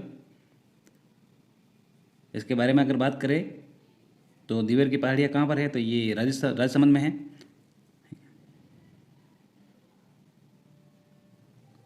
और इस नदी की कुल लंबाई की बात की जाए तो वो 145 किलोमीटर हैं, याद रखेंगे, जो राजसमंद और भीलवाड़ा जिलों में प्रवाहित होती हैं। आगे देखेंगे, प्रसिद्ध पक्षी वैज्ञानिक डॉक्टर सलीम अली की कार्यस्थली निम्न में से कौन सा अभ्यारण्य राष्ट्रीय उद्यान रहा है? प्रसिद्ध पक्षी वैज्ञानिक डॉक्टर सलीम अली की कार्यस्थली निम्नलिखित में से कौन सा अभ्यारण्य या राष्ट्रीय उद्यान रहा है? ये ऑप्शन आपके सामने हैं, बताएं। तो ये 3 नंबर है केवलादेव अभ्यारण्य, 3 नंबर उत्तर इसका सही हो जाएगा। ये सलीम अली की कार्यस्थली है केवलादेव अभ्यारण्य, याद रखेंगे। इसके बारे में अगर बात करें तो केवलादेव अभ्यारण्य कहाँ पर है? तो ये भरतपुर में है और पक्षियों का स्वर्ग और पक्षियों का सबसे बड़ा चरण स्थली के नाम से जाना जाता है। तो पूछा जा सकता है ये सवाल, याद रखेंगे। और इस अभ्यारण्य की स्थापना 1956 को हुई, याद रखेंगे। और राजस्थान का दूसरा राष्ट्रीय उद्यान घोषित किया गया था इसको 1981 में। आगे देखेंगे, राजस्थान के आकेट निषेध क्षेत्रों के संदर्भ में निम्नलिखित में से कौन सा युग्म असुमेलित है? आकेट निषेध क्षेत्रों के संदर्भ में, बताएं। तो देखिए कौन सा कथन असुमेलित देखना है। तो जो सातिन है वो जोधपुर में सही है, सैंतल सागर दौसा में है, जरोदा नागौर में है, जोड़िया ये पाली में नहीं है। तो 4 नंबर असुमेलित हो जाएगा। इसके बारे में अगर बात करें तो देखिए राजस्थान में कुल 33 आकेट निषेध कितने हैं? 33 है। पूछा जा सकता है कितने आकेट निषेध क्षेत्र हैं? तो 33 हैं। और जो जोड़िया आकेट निषेध क्षेत्र हैं वो अलवर में है, पाली में नहीं है, ये भी याद रखें। और राजस्थान का सबसे बड़ा आकेट निषेध जो क्षेत्र हैं वो समस्तर जो कोटसर बीकानेर में है, याद रखेंगे, बीकानेर में। आगे देखेंगे दूसरा सवाल, जैविक खेती अपनाने वाला राज्य का पहला जिला कौन सा है? जैविक खेती अपनाने वाला राज्य का पहला जिला, अच्छा सवाल है, बताएं। तो ये ऑप्शन आपके सामने है, अजमेर, डूंगरपुर, बांसवाड़ा, चित्तौड़गढ़। जो अजमेर है वो जैविक खेती अपनाने वाला राज्य का पहला जिला है। 1 नंबर उत्तर इसका नहीं, सॉरी, जैविक खेती अपनाने वाला राज्य का ये डूंगरपुर है, याद रखेंगे। 2 नंबर उत्तर इसका सही होगा। जैविक खेती अपनाने वाला राज्य का पहला जिला डूंगरपुर है। और इसके बारे में अगर बात करें तो 18 जनवरी 2016 को देश का पहला जैविक राज्य सिक्किम को बनाया था। देश का पहला जैविक राज्य सिक्किम बना था 2016 में। और जैविक खेती अपनाने वाला राज्य का पहला जो जिला है वो डूंगरपुर है। और राज्य की पहली ऑर्गेनिक मंडी डूंगरपुर में खोली जाएगी, ये भी याद रखें। ऑर्गेनिक जो मंडी है। राज्य की जनसंख्या भारत की जनसंख्या का कितना प्रतिशत है? बार बार पूछा जाने वाला सवाल, राज्य की जनसंख्या भारत की जनसंख्या का कितना प्रतिशत है? तो ये 5.67%। 4 नंबर उत्तर इसका सही हो जाएगा। इसके बारे में अगर बात करें तो राजस्थान की कुल जनसंख्या 6.86 करोड़ है और जो भारत की जनसंख्या का 5.67% है। जनसंख्या की दृष्टि से राजस्थान देश में 7वां स्थान है, याद रखेंगे 7वां स्थान है जनसंख्या की दृष्टि से। आगे देखिए, राजस्थान में सर्वाधिक जिलों से गुजरने वाला राष्ट्रीय राजमार्ग कौन सा है? राजस्थान में सर्वाधिक जिलों से गुजरने वाला राष्ट्रीय राजमार्ग परीक्षा में पूछा जा सकता है, बताएं। तो NH52, NH11, NH58 और NH925। बताएं, सर्वाधिक जिलों से गुजरने वाला राष्ट्रीय राजमार्ग कौन सा है? National highway. तो नेशनल हाईवे जो है वो है NH52। एक नंबर उत्तर इसका सही हो जाएगा। इसके बारे में अगर बात करें तो राजस्थान में सर्वाधिक जिलों से गुजरने वाला राष्ट्रीय राजमार्ग NH52 है। जो कितने जिलों से गुजरता है? तो 8 जिलों से गुजरता है, ये याद रखेंगे, परीक्षा में सीधा पूछा जा सकता है। और इसकी अगर लंबाई की बात करें तो 793.05 किलोमीटर है, याद रखेंगे। राजस्थान के कितने जिलों में पेट्रोलिफेरस बेसिन विस्तृत हैं? राजस्थान के कितने जिलों में पेट्रोलिफेरस बेसिन विस्तृत हैं? 16, 11, 14, 15। बताएं। तो ये स्थित हैं 14 जिलों में पेट्रोलिफेरस। 3 नंबर उत्तर इसका सही हो जाएगा। और जो 14 जिलों के कितने वर्ग किलोमीटर में विस्तृत हैं? तो ये 1,50,000 वर्ग किलोमीटर में विस्तृत हैं, याद रखेंगे। झूठा सोना नाम से प्रसिद्ध पायरेट्स का उत्पादन होता है। झूठा सोना नाम से प्रसिद्ध पायरेट्स का उत्पादन होता है, बताएं। तो ये सलादीपुर सीकर में। 2 नंबर उत्तर इसका सही हो जाएगा। ये पायरेट्स को झूठा सोना भी कहा जाता है और इसका उपयोग गंधक का तेजाब और रासायनिक उर्वरक बनाने में होता है, याद रखेंगे। ये सलादीपुर सीकर, नया खेड़ा व कालाबार पाली में पाया जाता है, याद रखेंगे। पर्यटन पुलिस तैनात करने वाला देश का पहला राज्य कौन सा है? पर्यटन पुलिस तैनात करने वाला देश का पहला राज्य, पर्यटन पुलिस तैनात करने वाला देश का पहला राज्य, तो ये राजस्थान है। 4 नंबर उत्तर इसका सही हो जाएगा। इसके बारे में अगर बात करें तो राजस्थान में पर्यटन सहायता बल, पर्यटन पुलिस का प्रारंभ है वो 1 अगस्त 2000 से किया गया, 1 अगस्त 2000 से। और राजस्थान में 3 पर्यटन पुलिस स्टेशन हैं, जयपुर, उदयपुर और जोधपुर। इम्पोर्टेंट सवाल देखिए, शहरिया जनजाति के मुखिया को क्या कहा जाता है? 17 नंबर सवाल। आप साथ में कमेंट बॉक्स में ज़रूर बताएं आपके सवाल कितने सही हुए। शहरिया जनजाति के मुखिया को क्या कहा जाता है? कोतवाल, सहाराना, भडेरी, टोपा। बताएं। तो ये कहा जाता है कोतवाल। शहरिया जनजाति के मुखिया को कोतवाल कहा जाता है। 1 नंबर उत्तर इसका सही हो जाएगा। और शहरिया की बस्ती जो होती है उसे सहराना कहते हैं, सहराना, याद रखेंगे। और शहरी जनजाति के मुखिया को कोतवाल कहा जाता है और जो गांव होता है उसे सहरोल कहा जाता है, याद रखेंगे। निम्न में से कौन सा युग्म सुमेलित है? देखिए कौन सा युग्म सुमेलित है ये पूछा गया है। तो देखिए हम देखते हैं, तीर्थराज मेला उदयपुर नहीं, गरुड़ मेला बंसी पहाड़पुर भरतपुर, वीरात्रा माता मेला अजमेर, जगदीश मेला पाली। ये पूछा गया 18 नंबर सवाल, कौन सा युग्म सुमेलित हैं? तो देखिए जो गरुड़ मेला है वो बंसी पहाड़पुर भरतपुर में है, ये सुमेलित हैं। तो 2 नंबर उत्तर इसका सही हो जाएगा। आगे देखिए, अग्नि नृत्य के संदर्भ में निम्न में से कौन सा कथन सत्य है? देखिए अग्नि नृत्य के संबंध में कौन सा कथन सत्य है ये देखना है। ये नृत्य चरणदासी संप्रदाय के पुरुषों द्वारा किया जाता है। ये नृत्य का प्रमुख केंद्र कतरियासर बीकानेर में है।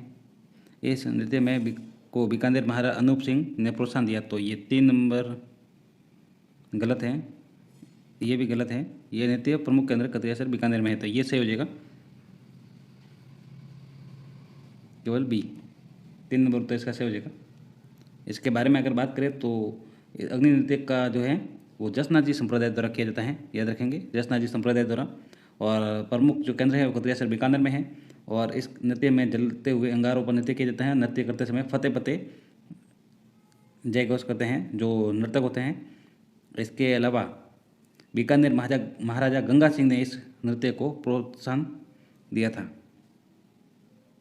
गंगा सिंह ने दिया था, अनूप सिंह ने नहीं। भूरीलाल जी तथा गिरिराज जी प्रसाद का संबंध निम्न में से किस लोक नाट्य से हैं, बताएं। अच्छा सवाल है सभी, और परीक्षा का पेपर कुछ ऐसा ही आएगा, बताएं। भूरीलाल जी और गिरिराज जी प्रसाद जी का संबंध निम्न में से किस लोक नाट्य से है? तमाशा, गौरी, अली बख्श, सी ख्याल और नौटंकी।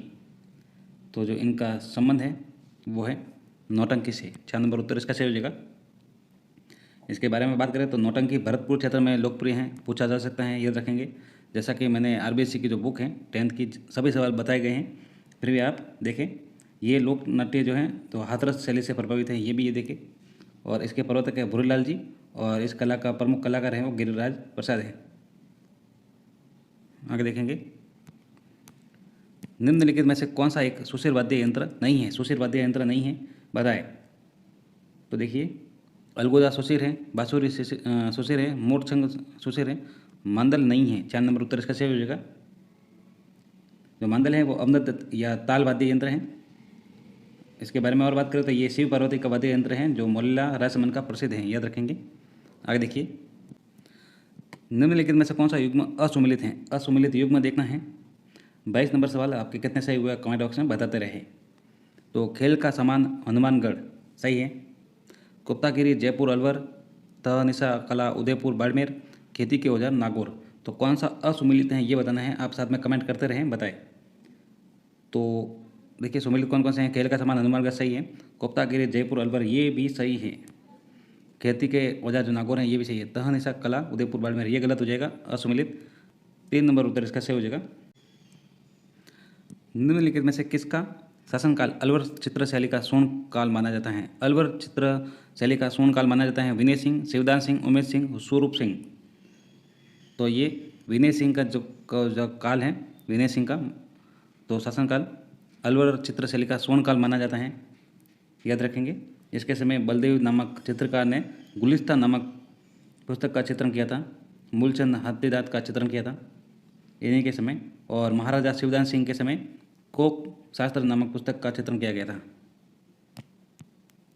कांकनबाड़ी का किला कहाँ स्थित है? कई बार परीक्षा में पूछा गया सवाल, कांकनबाड़ी का किला कहाँ पर स्थित है?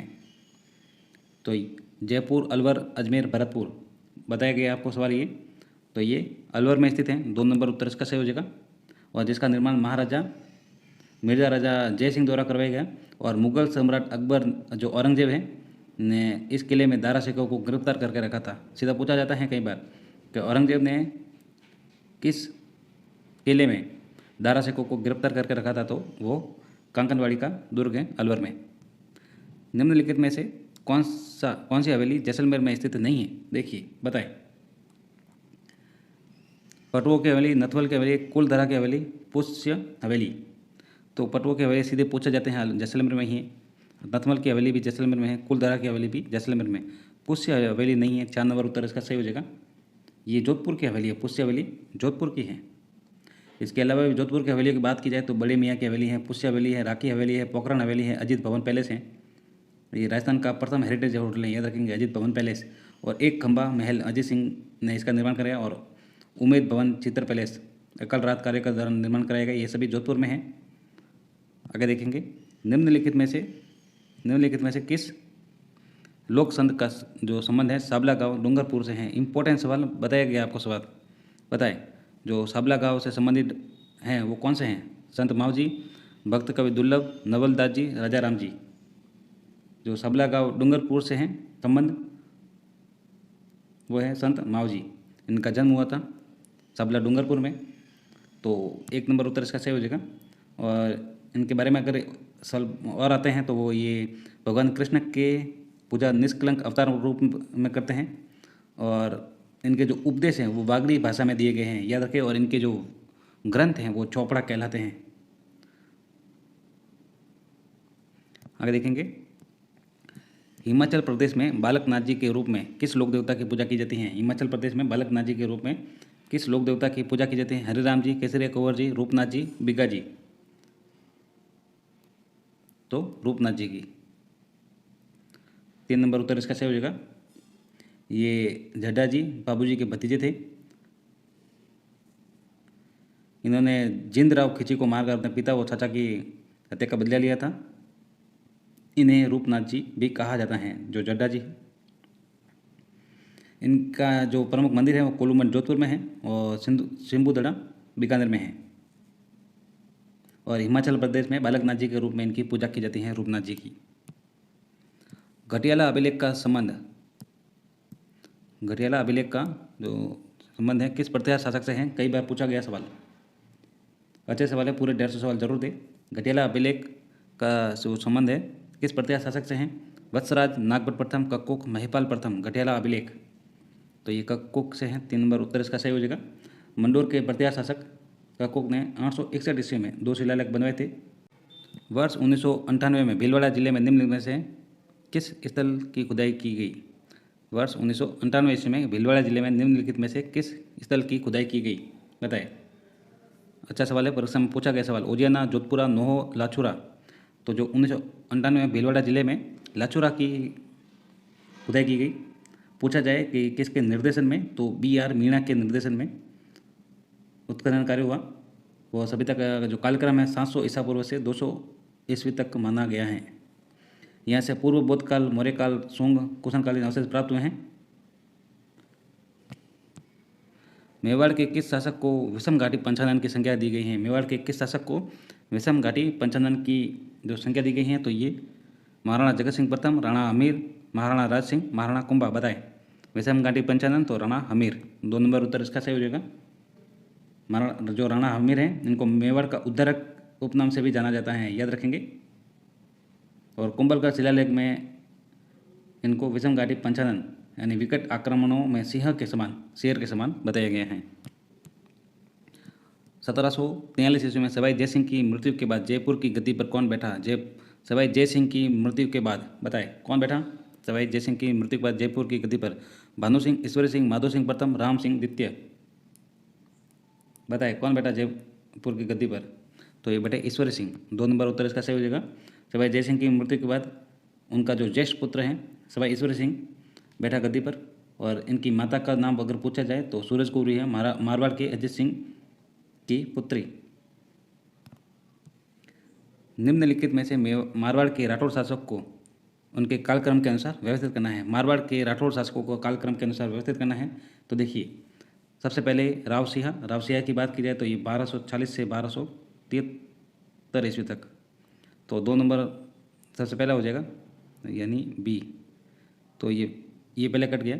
फिर बात की जाए तो राव आस्थान है जो 1273 से 1291 तक रहे थे, तो 1 नंबर उत्तर इसका सही हो जाएगा। फिर रहे राव दुहड़ 1291 से 1309, फिर राव रायपाल 1309 से 1313।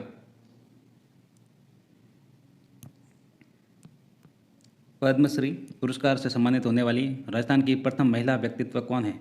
पद्मश्री से पुरस्कार से सम्मानित होने वाली राजस्थान की प्रथम महिला व्यक्तित्व कौन है, बताए। नारायणी देवी वर्मा, जानकी देवी बजाज, रतन शास्त्री, मणिबहन पांड्या। बताए कौन। तो ये पद्मश्री पुरस्कार से सम्मानित होने वाले राजस्थान की प्रथम महिला व्यक्तित्व हैं वो रतन शास्त्री हैं, 3 नंबर उत्तर इसका सही हो जाएगा। इनका जो जन्म है वो मध्य प्रदेश में 1912 में हुआ और ये हीरालाल शास्त्री की पत्नी है, याद रखेंगे। इनको पद्मश्री से पुरस्कार से सम्मानित किया गया, राजस्थान की प्रथम महिला व्यक्तित्व हैं। और एक और सवाल पूछा जाता है, जो टोंक के वन स्थली में शांताबाई शिक्षा कुटीर नामक विद्यालय की स्थापना की थी इन्होंने अपने पति हीरालाल शास्त्री के साथ, याद रखेंगे, बालिका शिक्षा हेतु, और वनस्थली विद्यापीठ के नाम से प्रसिद्ध है। और इसके अलावा अगर और बात की जाए तो 1939 में जयपुर राज्य प्रजामंडल के सत्याग्रह आंदोलन में सक्रिय रूप से भाग लिया था। जयपुर राज्य प्रजामंडल में पूछा जा सकता है रतन शास्त्री का संबंध किस प्रजामंडल से है, तो जयपुर प्रजामंडल से हैं। और इनको जो पद्मश्री हैं वो सरकार द्वारा 1955 में पद्मश्री और 1975 में पद्म विभूषण से नवाजा गए हैं। आगे देखेंगे।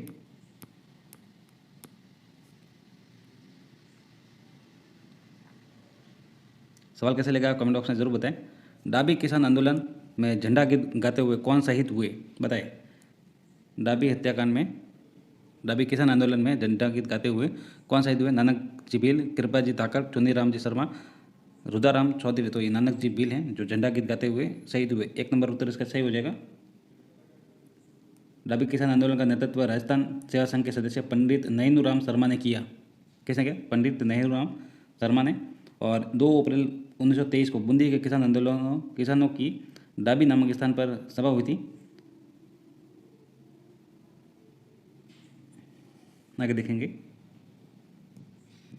अगर इनके अलावा भी बात की जाए कौन शहीद हुआ था, तो ये नानक जी भील के साथ एक और शहीद हुए थे, देवीलाल गुज्जर, याद रखेंगे। मारवाड़ में वीरता साहित्य सेवा के लिए सिरोपाव देने की परंपरा थी। निम्नलिखित में से सर्वोच्च सिरोपाव कौन सा था? पालकी सिरोपाव, कंठी सिरोपाव, घोड़ा सिरोपाव, हाथी सिरोपाव, बताएं। तो ये था हाथी सिरोपाव। 4 नंबर उत्तर इसका सही हो जाएगा। राजस्थान की विभिन्न रियासतों में कवियों, दरबारियों, सेनापतियों, अन्य श्रेष्ठ व्यक्तियों को राजा द्वारा दरबार की ओर से दिया जाने वाला सम्मान पुरस्कार सिरोपाव कहलाता है। और पुरस्कार स्वरूप राजा द्वारा विशेष वस्त्र, आभूषण, नगद रूप दिए जाते हैं। और मारवाड़ रियासत में सर्वोच्च सिरोपाव हाथी सिरोपाव था, याद रखेंगे। हीराबाड़ी का युद्ध निम्नलिखित में से किन के मध्य लड़ा गया? हीराबाड़ी का युद्ध किन के मध्य लड़ा गया? तो ये लड़ा गया मालदेव राठौड़ मारवाड़ और दौलत खां नागौर। 1 नंबर उत्तर इसका सही हो जाएगा। भादराजोन विजय के बाद नागौर के शासक दौलत खां ने मेड़ता पर अधिकार करने का प्रयास किया, तो नाराज होकर मालदेव ने नागौर पर आक्रमण किया। ये युद्ध 1533 में हीराबाड़ी जो नागौर में है यहाँ पर युद्ध हुआ है और मालदेव की जीत हुई और नागौर पर अधिकार हुआ, याद रखेंगे। ढूंढाड़ी, मेवाड़ी, हाड़ौती का प्रभाव निम्नलिखित में से किस बोली पर आता है? ढूंढाड़ी, मेवाड़ी और हाड़ौती का प्रभाव किस पर आता है? निमाड़ी, रागड़ी, चौरासी, खेराड़ी, बताए। तो ये आता है खेराड़ी पर। ढूंढाड़ी, मेवाड़ी, हाड़ौती का प्रभाव खेराड़ी पर आता है। 6 नंबर उत्तर इसका सही हो जाएगा। भीलवाड़ के शाहपुरा उसके समीप बूंदी के कुछ क्षेत्रों में बोली जाती हैं ये। और खेराड़ी मारवाड़ की उपबोली भी है, जिस पर ढूंढाड़ी, मेवाड़ी और हाड़ौती का प्रभाव भी आता है। वे राजस्थानी ग्रंथ जिसमें उर्दू, फारसी और शब्दावलियों का प्रभाव किया जाता है कहलाते हैं। वे राजस्थानी ग्रंथ जिनमें उर्दू और फारसी शब्दावलियों का प्रयोग भी किया जाता है। बात, दवावेत, ख्याल, विगत। तो ये दवावेत है। 2 नंबर उत्तर इसका सही हो जाएगा। राजस्थानी संस्कृतिरा चित्राम नामक ग्रंथ के लेखक कौन हैं? बताए। इंपॉर्टेंट सवाल। गौरीशंकर हीराचंद ओझा, जहूर खां मेहर, चंद्रधर शर्मा गुलेरी, मणि मधुकर। राजस्थानी संस्कृति चिताराम नामक ग्रंथ के रचयिता तो ये है जहूर खां मेहर। 2 नंबर उत्तर इसका सही हो जाएगा। इनकी और रचनाओं की बात की जाए तो अर्जुन आलाख, घर मंजिला, घर कोसा। ये सवाल पूछा जा सकता है। राजस्थानी संस्कृति चितारामन नामक ग्रंथ। गोरा बदल री चौपाई नामक ग्रंथ की रचना किसने की? गोरा बदल री चौपाई नामक ग्रंथ की रचना किसने की?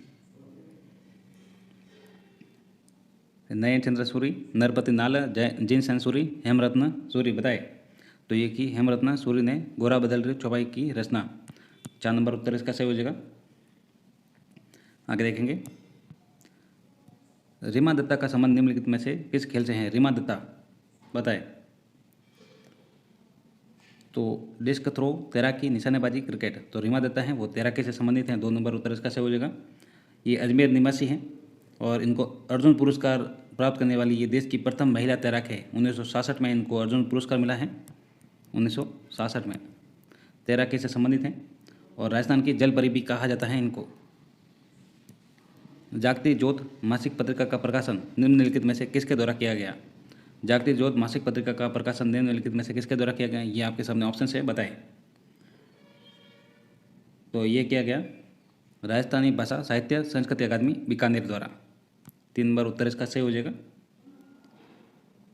अगर इसकी और बात की जाए तो राजस्थानी भाषा साहित्य संस्कृति अकादमी की स्थापना है वो 1983 को की गई। 1983 को।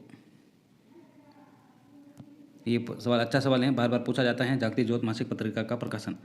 साथ में उत्तर देते रहें। राजस्थान का राज्य खेल कौन सा है? राजस्थान का राज्य खेल कौन सा है? Hockey, cricket, football, basketball. अगर आपको नहीं पता है तो ये बास्केटबॉल है। 4 नंबर उत्तर इसका सही हो जाएगा। और इसको राज्य खेल कब घोषित किया गया? तो 1948 को घोषित किया गया। 1948 को। गुप्तकालीन भ्रमर माता का मंदिर कहाँ पर स्थित है? गुप्तकालीन भ्रमर माता का मंदिर कहाँ पर स्थित है? तो ये छोटी सादड़ी में स्थित है। यूएनओ द्वारा चर्म उद्योग के विकास हेतु किस स्थान का चयन किया गया? यूएनओ द्वारा चर्म उद्योग के विकास हेतु किस स्थान का चयन किया गया, बताए। तो ये बड़ूगांव नागौर को। 2 नंबर उत्तर इसका सही हो जाएगा।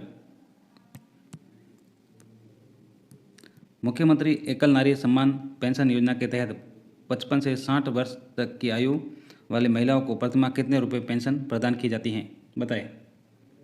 तो ये 750 रुपये। 3 नंबर उत्तर इसका सही हो जाएगा। 18 से 55 तक 500 रुपये प्रतिमाह, 55 से 60 तक 750 रुपये प्रतिमाह, 60 से 75 हज़ार और 75 से अधिक जो है वो 1500 रुपये। और बात की जाती है तो मुख्यमंत्री एकल नारी सम्मान पेंशन योजना विधवा, तलाकशुदा और परित्यक्ता महिलाओं के लिए वर्ष 2013 से शुरू की गई। लंच विथ लाड़ो का संबंध किस जिला प्रशासन से है? लंच विथ लाड़ो का, बताएं। तो इनका जो संबंध है वो झुंझुनू से है। 2 नंबर उत्तर इसका सही हो जाएगा। और ये वहाँ के जो कलेक्टर है झुंझुनू जिले के श्री दिनेश यादव द्वारा चलाई गई हैं। आगे देखेंगे, राजीव गांधी जल संचय योजना का कब प्रारंभ की गई? राजीव गांधी जल संचय योजना कब प्रारंभ की गई? ऑप्शन आपके सामने हैं, बताएं। तो ये शुरू की गई 20 अगस्त 2019 को। 4 नंबर उत्तर इसका राइट आंसर हो जाएगा, राजीव गांधी जल संचय योजना। ये 33 जिलों के सभी 245 ब्लॉक के लगभग 4000 गाँवों में किया गया था। राज्यपाल अपना त्यागपत्र निम्नलिखित में से किसे देता है? राज्यपाल अपना त्यागपत्र किसे देता है? बार बार पूछे जाने वाला सवाल। प्रधानमंत्री को, मुख्यमंत्री को, राष्ट्रपति को, गृह मंत्री को, बताएं। तो ये देता है राष्ट्रपति को। राज्यपाल अपना त्यागपत्र राष्ट्रपति को देता है। 3 नंबर उत्तर इसका सही हो जाएगा। और भारतीय संविधान के अनुच्छेद 156 में राज्यपाल की पदावधि का उल्लेख है, याद रखेंगे। और राज्यपाल राष्ट्रपति के प्रसाद पर्यंत पद धारण करेगा। और राज्यपाल राष्ट्रपति को संबोधित अपने हस्ताक्षर सहित लेख द्वारा अपना पद त्याग सकता है। संसद, विधानसभा, स्थानीय संस्थाओं के चुनाव का जिला स्तर पर नियंत्रण एवं प्रबंध कौन कर सकता है? संसद, विधानसभा एवं स्थानीय संस्थाओं के चुनाव का जिला स्तर पर नियंत्रण एवं प्रबंध कौन करता है, बताएं। तो ये करता है जिलाधीश। 2 नंबर उत्तर इसका सही हो जाएगा। आगे देखेंगे, निम्नलिखित में से कौन सा युग्म सही सुमेलित नहीं है? कौन सा युग्म सही सुमेलित नहीं है, बताएं। जो 166 में है, राज्य सरकार द्वारा कार्यवाही संचालन। 164 में राज्य के मंत्रियों के संबंधित प्रावधान। 167 में मुख्यमंत्री के कर्तव्य। 163 में मुख्यमंत्री का शपथ ग्रहण, बताएं। कौन सा सही सुमेलित नहीं है? तो ये है 163। ये सही सुमेलित नहीं है। 4 नंबर उत्तर इसका सही हो जाएगा, क्योंकि 163 में राज्यपाल को सहायता एवं सलाह देने के लिए मंत्री परिषद का प्रावधान है। निःशुल्क एवं अनिवार्य बाल शिक्षा का अधिकार अधिनियम 2009 के संबंध में असत्य कथन देखना है, जो कथन सही नहीं है। देखिए, इनमें से माता पिता से किसी बालक का प्राकृतिक, सौतेला या दत्तक पिता माता अभिप्रेत हैं, तो ये तो सही है। इसमें असुविधाग्रस्त समूह से केवल अनुसूचित जाति व अनुसूचित जनजाति की बालिका अभिप्रेत हैं, तो ये असत्य हो जाएगा। 2 नंबर उत्तर इसका सही हो जाएगा। निःशुल्क एवं अनिवार्य बाल शिक्षा का अधिकार अधिनियम 2009 के अनुसार पहली कक्षा से 5वीं कक्षा के लिए 200 बालकों के ऊपर होने पर छात्र शिक्षकों का अनुपात क्या होगा? तो ऑप्शन आपके सामने हैं, बताएं। तो ये होगा, प्रधानाध्यापक को छोड़कर 40 से अधिक नहीं होगा। राजस्थान निःशुल्क एवं अनिवार्य बाल शिक्षा अधिकार अधिनियम 2011 के अनुसार प्रारंभिक शिक्षा के निदेशक हो गए, कौन हो गए, बताएं। तो ये हो गए प्रारंभिक शिक्षा का विभागाध्यक्ष। 3 नंबर उत्तर इसका सही हो जाएगा। शिक्षा का अधिकार अधिनियम 2011 के अनुसार प्राथमिक विद्यालय होगा। 2011 के अनुसार प्राथमिक विद्यालय होगा कक्षा 1 से 8, कक्षा 1 से 3, कक्षा 1 से 5 और 3 से 5, बताएं। तो ये होगा कक्षा 1 से 5 तक। 3 नंबर उत्तर इसका सही हो जाएगा।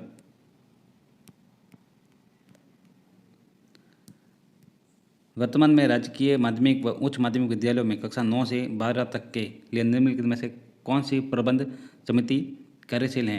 कक्षा 9 से 12 तक, बताएं। तो ये है विद्यालय विकास एवं प्रबंधन समिति। 3 नंबर उत्तर इसका सही हो जाएगा। साथियों, अगर आपको साथ में उत्तर देना है तो आप वीडियो को पॉज कर दें, क्योंकि वीडियो बहुत लंबा हो जाएगा अगर ऑप्शन बोलते गए। राजस्थान के शिक्षा के बढ़ते कदम कार्यक्रम के संबंध में निम्नलिखित में से कितने माह की अवधि तक ब्रिज कोर्स चलाया जा रहा है? कितने माह बताएं। तो ब्रिज कोर्स जो चलाया जा रहा है वो है 3 माह तक। 2 नंबर उत्तर इसका सही हो जाएगा। राजस्थान के शिक्षा में बढ़ते कदम RKSMB के कोविड काल के दौरान अध्ययन में हुई क्षति की भरपाई के लिए स्कूली विद्यार्थियों के लिए 3 माह की अवधि तक ब्रिज कार्यक्रम चलाया जा रहा है। 2020 के बजट के दौरान मुख्यमंत्री अशोक गहलोत ने किस दिवस को नो बैग डे की घोषणा की? बताएं। परीक्षा में पूछा जा सकता है। तो ये प्रत्येक शनिवार को। 1 नंबर उत्तर इसका सही हो जाएगा। 20 फरवरी 2020 के को बजट भाषण के दौरान शिक्षा विभाग से संबंधित घोषणा बिंदु 97 के अंतर्गत ये प्रत्येक शनिवार को नो बैग डे घोषित किया गया।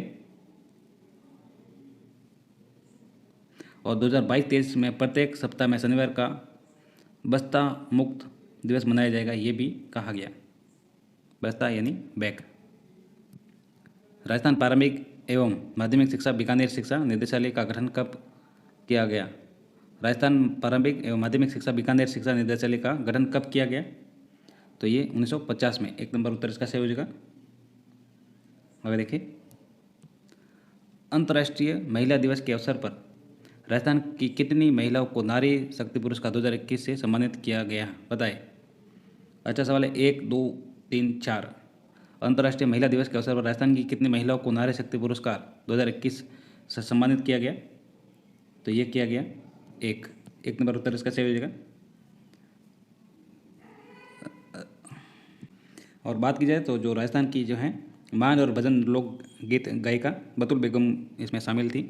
और कुल 29 महिलाओं को नारी शक्ति पुरस्कार से सम्मानित किया गया था, जिसमें राजस्थान की 1 महिला सम्मिलित थी। हाल ही में काजरी संस्थान जोधपुर द्वारा विकसित की गई नई किस्म डाइना किस पौधे से संबंधित है? डाइना बताएं। जीरा, खजूर, अंजीर, इसबगोल। तो ये अंजीर से संबंधित हैं डाइना। 3 नंबर उत्तर इसका सही हो जाएगा। जोधपुर द्वारा अंजीर की नई किस्म डाइना तैयार की गई है, याद रखेंगे। राजस्थान सरकार ने ग्रामीण महिलाओं को बुनियादी कार्यक्रमों और इंटरनेट प्रशिक्षण देने के लिए कंप्यूटर सखी प्रोग्राम किस जिले में लॉन्च किया? कंप्यूटर सखी प्रोग्राम बताएं।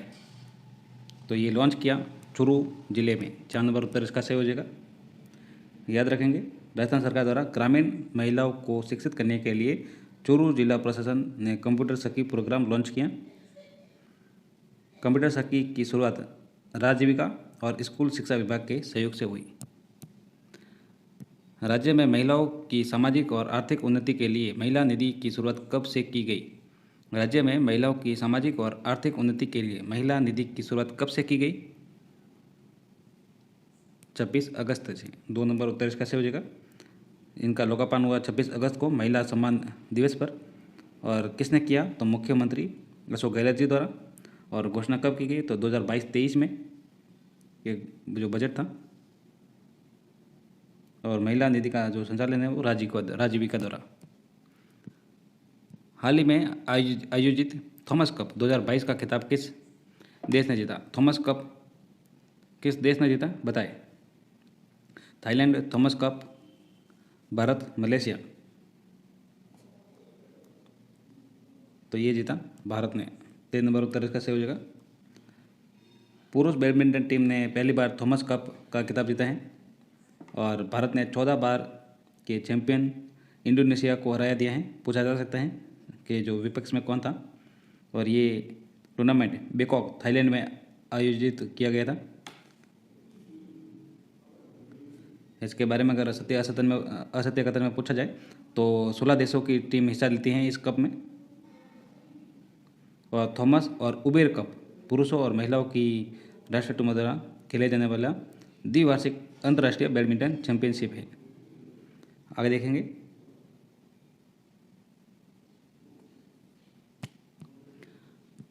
हाल ही में किसे अंतर्राष्ट्रीय बुकर पुरस्कार 2022 से सम्मानित किया गया?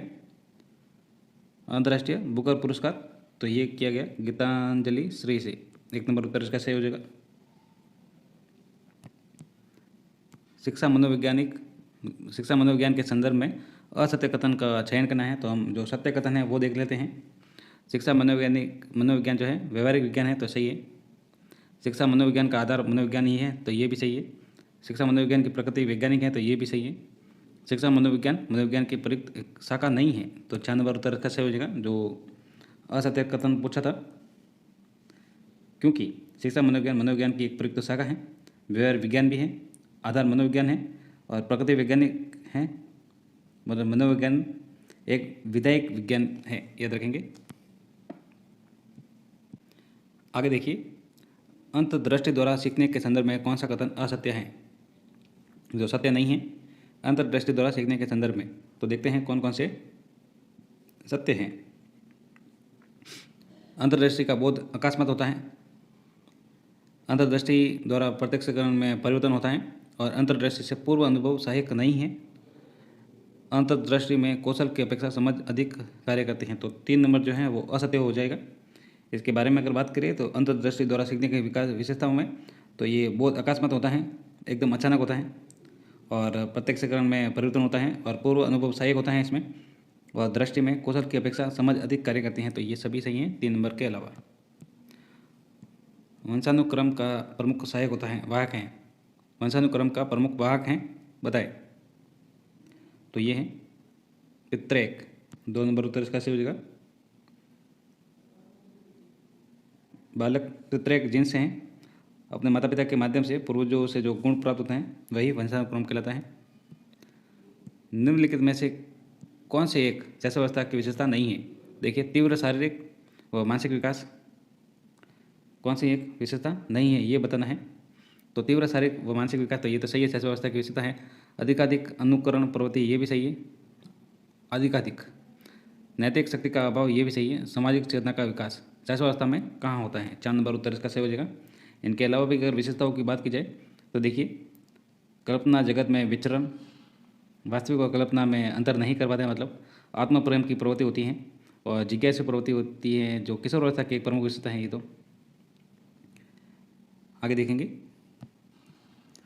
कार्ल युंग के अनुसार वह व्यक्ति जो पर्यावरण में संवेगात्मक द्वंद्व और कठिनाइयों का सामना करते समय अपने आप तक सीमित रहता है तथा एकाकीपन से संतुष्ट रहता है कहलाता है। कार्ल युंग के अनुसार वह व्यक्ति जो पर्यावरण में संवेगात्मक द्वंद्व और कठिनाइयों का सामना करते समय अपने आप तक सीमित रहता है और तथा एकाकीपन से संतुष्ट रहता है कहलाता है। एकाकीपन से संतुष्ट रहता है, बताए। तो ये उभयमुखी है। 3 नंबर उत्तर इसका सही हो जाएगा। नहीं, सॉरी, एकाकीपन है, सॉरी, जो इंट्रोवर्ट है, अंतर्मुखी। 1 नंबर उत्तर इसका सही हो जाएगा। जो कार्ल युंग ने 2 व्यक्तित्व बताए थे, अंतर्मुखी और बहिर्मुखी, आपको पता हो तो। गिलफोर्ड द्वारा प्रतिपादित बुद्धि सिद्धांत है। गिलफोर्ड द्वारा प्रतिपादित बुद्धि सिद्धांत बताए। तो ये अभी रीट में पूछा गया था, जिस पर जो आपत्तियां भी लगाई थी। तो त्रिआयामी बुद्धि सिद्धांत, 3 नंबर उत्तर इसका सही हो जाएगा। जो त्रिआयाम है वो 3 आयाम, मानसिक सक्रिया, विषय वस्तु और उत्पाद या परिणाम। एक बच्चा अपने अतीत के समान परिस्थिति में किए गए अनुक्रियाओं के आधार पर नई स्थिति की प्रति अनुक्रिया करता है, ये संबंधित हैं, बताए। तो ये सादृश्यता का नियम है, जो जिसमें क्या कहता है, एक बच्चा अतीत के समान परिस्थिति में की गई अनुक्रियाओं के आधार पर नई जो स्थिति है के प्रति अनुक्रिया करता है जो अतीत में की गई है। उपलब्धि अभिप्रेरणा का विचार किसके द्वारा किया गया। उपलब्धि अभिप्रेरणा का जो विचार है वो मैक्लेलैंड और एंडिकिंसन द्वारा दिया गया। जिन बालकों की शैक्षिक उपलब्धि अपनी आयु के अन्य बालकों से निम्न रहती हैं कहलाते हैं। समस्यात्मक बालक, मंदबुद्धि बालक, बाल अपराधी, पिछड़े बालक, बताए। जो शैक्षिक उपलब्धि हैं अपनी आयु के अन्य बालकों से निम्न रहती हैं, क्या कहलाते हैं। तो ये पिछड़े बालक कहलाते हैं। 4 नंबर उत्तर इसका सही हो जाएगा।